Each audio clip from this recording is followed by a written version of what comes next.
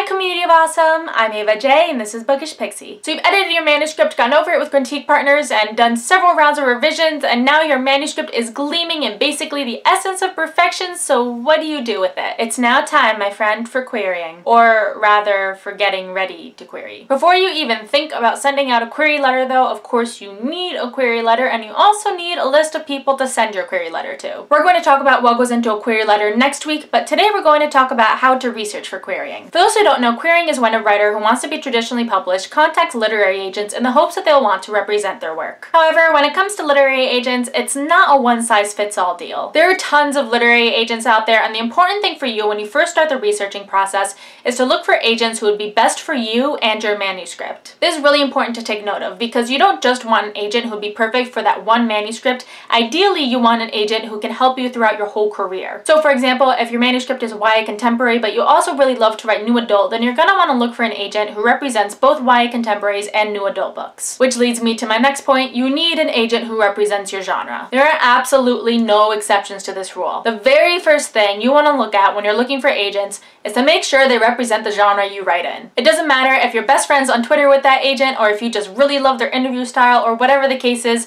if they don't represent your genre, they can't help you. It is in your best interest to find an agent who represents the genre you write in, both because they're not going to look at your manuscript if they don't represent your genre, and because you need someone who knows how to sell your book. So really, there are no exceptions. If the agent doesn't represent your genre, then you should not be querying them. Some websites you can go to search for agents by genre and other categories are Query Tracker and Agent Query. I'll link to them below, but you should definitely check them out if you're looking for a place to start your agent search. The next thing you want to be paying attention to is looking at each agent's prospective sales record. It can also be really helpful if you can see what clients they already represent, because that'll give you a good idea as to what their tastes are. You are going to come across some new agents who don't have very many sales yet, and that's okay. In that case, you want to take a look at the agency. If the agency has a good reputation and a lot of sales, then it's totally okay if that new agent doesn't have a lot of sales yet. I mean, remember, everyone has to start somewhere. What you don't want is a new agent who set up an agency out of the blue. If they don't have any help or any experience, then it's going to be really difficult for them to make successful sales. So once you've taken a look at the agent's reputation and their sales, you're going to want to next take a look at their client list. The reason this is helpful is it'll tell you two things. Firstly, it'll give you a good idea as to what the agent's tastes are. And second, it'll also give you a pretty good idea of whether or not they're really looking for new clients. Finally, you also want to pay attention to how well you think you would mesh with that agent. This can be a little harder to determine and in some cases impossible, but I think the best way to do it is Twitter. If an agent doesn't have a Twitter or isn't very active online, then you're basically not going to know until you have a phone call with them. If an agent does have a Twitter, however, I did find it extremely helpful to kind of get a feel for an agent's personality before querying them while I was querying. There were a couple agents I knew right off the bat, just looking at their Twitter feed, that I wasn't going to get along with very well. And that's totally okay. Everyone has different personalities, but you do want to get along with your agent. Finally, I highly recommend you find interviews for the agents you're considering. Again, this isn't going to be possible for every agent you're interested in, but a lot of them do participate in online interviews. Interviews can give you a sense as to that agent's tastes, what they're looking for, what they're not looking for, what are some pet peeves, what things work for them in queries, etc. I highly recommend you check out Literary Rambles, which I'll link to below,